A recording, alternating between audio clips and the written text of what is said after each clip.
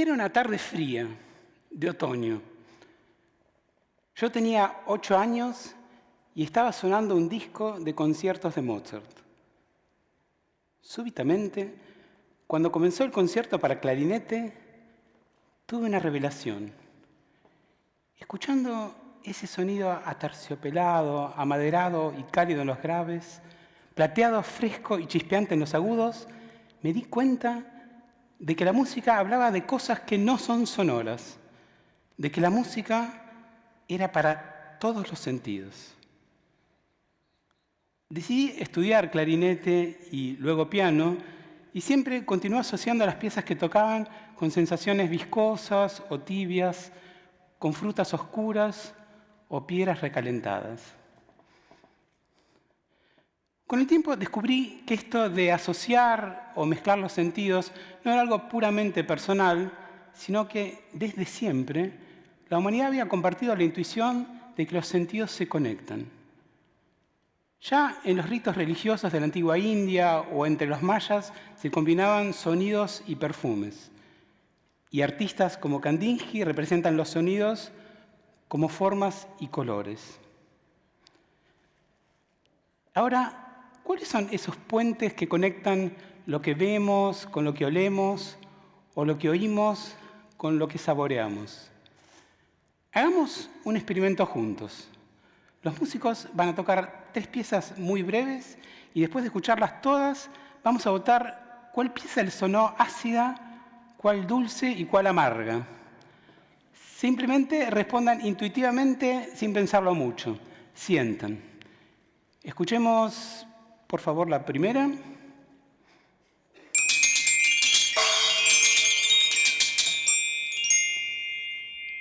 La segunda.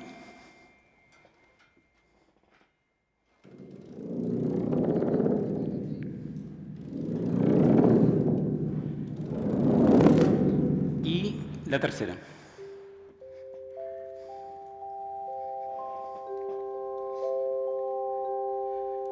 Muy bien. Ahora, la primera pieza, levante la mano a quien le sonó ácida. Bárbaro, pueden bajar la mano. ¿A quién le sonó dulce? ¿Y amarga? Bueno, acá obviamente no hay respuestas correctas o incorrectas, pero en nuestros estudios el 80% de los participantes, ustedes fueron más, asoció este tipo de músicas con el sabor ácido. La segunda pieza, levante la mano a quien le sonó dulce. ¿Amarga? La mayoría de la gente asocia este tipo de sonoridad con el sabor amargo. Bueno, finalmente para la tercera ya está, no los hago votar, digamos, estaba pensada para ser asociada con el dulce. A este tipo de asociaciones entre música y sabor las llamamos correspondencias entre sentidos o transmodales, porque asociamos 2 sentidos o modalidades sensoriales diferentes, en este caso el sonido y el sabor. Podemos pensarlas como un puente que conecta el sabor con el sonido. Y este puente que ustedes acaban de cruzar muchas veces es construido por la emoción. Los estímulos se conectan entre sí por el placer, la energía o la calma que nos producen. Ahora, si la música tiene sabor, ¿puede una música dulce cambiar el sabor de un café endulzándolo? Bueno, sería genial para la salud. Más música, menos azúcar. Bueno, efectivamente, nuestros estudios y los de otros muestran que la música puede endulzar un café hasta en un 15%. Y eso nos dice además que los sentidos no solo se conectan y dialogan, sino que se pueden influir y modular entre sí. Y no pasa solamente con el café. En otro estudio, los participantes probaron un vino tinto, lo mantuvieron en boca durante 45 segundos y evaluaron su sabor a cada instante. Primero lo hicieron en silencio y luego escuchando una música potente de orquesta. Asombrosamente, con la música percibieron algo distinto en el sabor e incluso aparecieron gustos nuevos. Vamos a ver en las pantallas los resultados de la experiencia del sabor influido por la música. Van a ver 8 curvas de distintos colores. Cada una es el grado de coincidencia entre los participantes respecto de un tipo de sabor del vino, como amaderado, dulce, ácido, etc. Van a notar que hay 2 picos de mucha coincidencia. Primero, un pico rojo que corresponde al sabor amargo, y luego un pico azul muy notorio que es el sabor ácido justo en el momento del clímax de la música. Eso es muy diferente de lo que pasó cuando bebieron en silencio, cuando fue el ácido el que apareció enseguida y el amargo casi no estuvo. Vamos a verlo en las pantallas.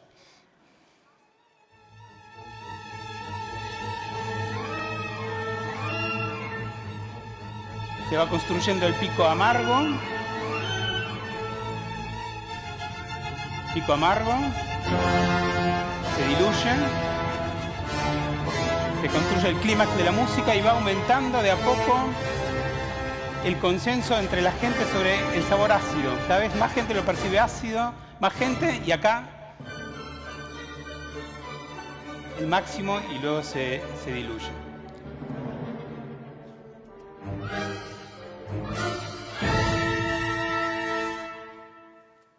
Este experimento muestra entonces que la música puede influir la forma de percibir el sabor en el tiempo. Pero el olfato también influye en el sabor y mucho. Basta recordar la última vez que estuvimos resfriados y quisimos saborear un plato de comida, sin poder oler nos parece insípida, porque de hecho el olfato influye entre un 75 y un 95% en la evaluación del sabor. La experiencia del gusto y el olfato combinados es mucho más rica que su mera superposición, porque en este caso los sentidos no solo se suman, sino que se potencian. A este fenómeno lo llamamos principio de superaditividad. O sea, en este caso, para estos 2 sentidos, 1 más 1 es mucho más que 2, como la canción. También sabemos que a nuestro cerebro le encanta cuando los sentidos se refuerzan mutuamente, cuando los estímulos son coherentes, como la música dulce que escuchamos antes con una torta de chocolate. La experiencia nos resulta placentera o incluso armoniosa. Algo similar pasa cuando correr con música rápida hace que sintamos menos el esfuerzo. Este es otro principio del diálogo entre los sentidos, el principio de congruencia. Comencé esta charla diciendo que era una tarde fría de otoño. ¿La estación del año era un detalle irrelevante? Bueno, vamos a ver que no tanto.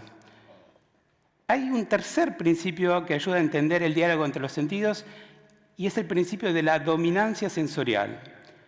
Generalmente, un sentido domina sobre los otros y suele ser la vista.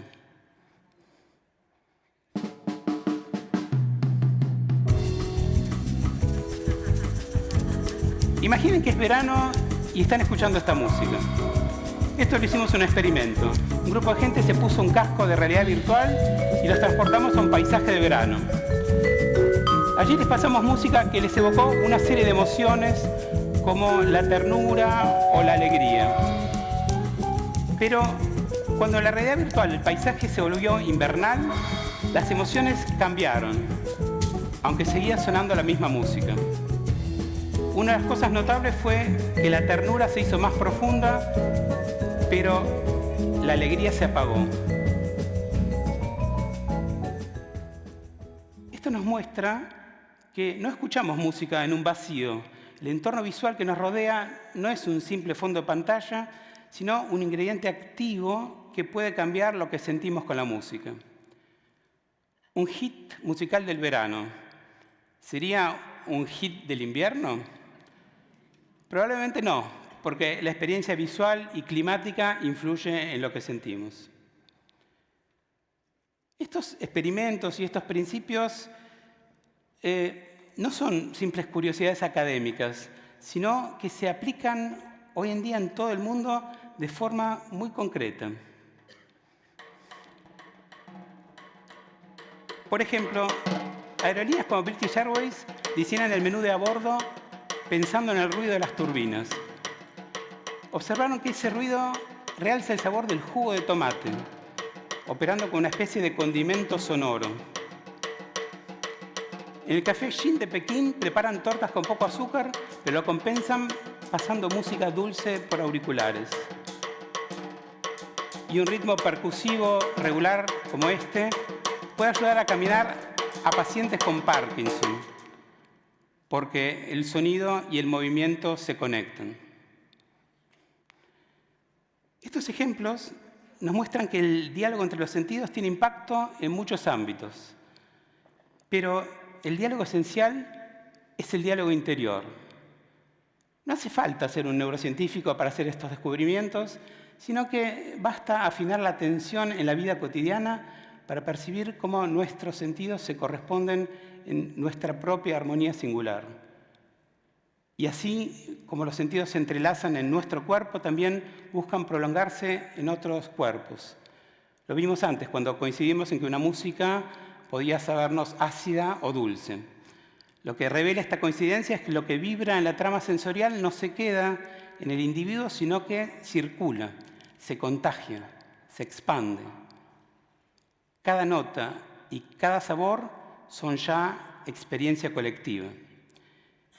Y justamente por eso, quizá lo importante no sea solo descubrir que la música tiene sabor, como me pasó a mí aquella tarde de otoño escuchando a Mozart, sino reconocer y compartir el sabor de la música propia. Porque cuando ese sabor resuena en los otros, lo íntimo se hace experiencia común. Y es ahí donde sumamos nuestra propia voz a la constelación sensible que habitamos juntos. Muchas gracias.